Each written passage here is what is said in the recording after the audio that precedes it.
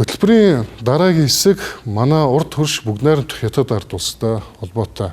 2026 оны 6 дугаар сарын 1-ний өдөр Хятадын иргэн хамгаалтын флотын хөлөг онгоцууд Тайваны зүүн хэсгийн усан мандалд гинтийн эргүүлийн ажиллагаа явууллаа. Тайваны батлан хамгаалах яам үүнийг баталж Хятадын 2 хөлөг онгоц тус арлын зүүн өмнөд хэсэгт орж ирснийг онцлон мэдээсэн байна.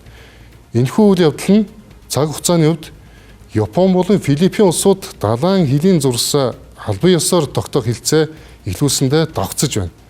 Токио болон Манилагийн зааглах энэхүү эдийн засгийн онцгой бүс нь Бээжингийн өөрийн унган газар нутаг гэж үздэг усан хилтэй огтлцож байгааж.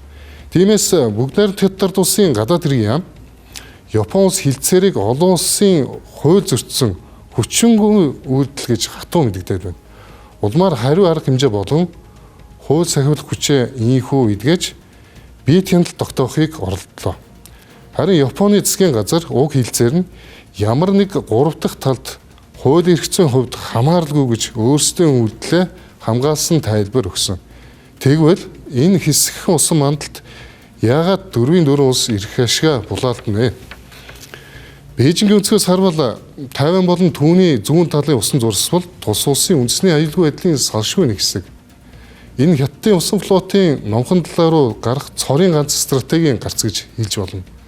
Хэрэв Америкийн нэгдсэн улсын холбоотон болох Япон болон Филиппин улсууд далайн хилийн шугамаа хилцэн баталгал энэ Хятадын цэргийн хөдөлгөөнийг боомлж бүслэлт болно гэж үздэг. Тиймээс Хятад улс өөрсдийн тэнгисийн эрх ашгаа баталгаажуулахын тулд энэхүү эргүүлийг хийхээс өөр аргагүй байдалд орсон гэж хэлж болно.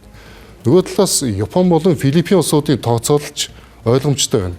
Тэд Хятадын өссөн нэвж буй тэнгисийн хүчнээс болгоомжлж эдийн засгийн онцгой бүсээ хамгаалахын тулд олон улсын хууль эрх зүйн бамбайг үүсгэхийг зорж байна.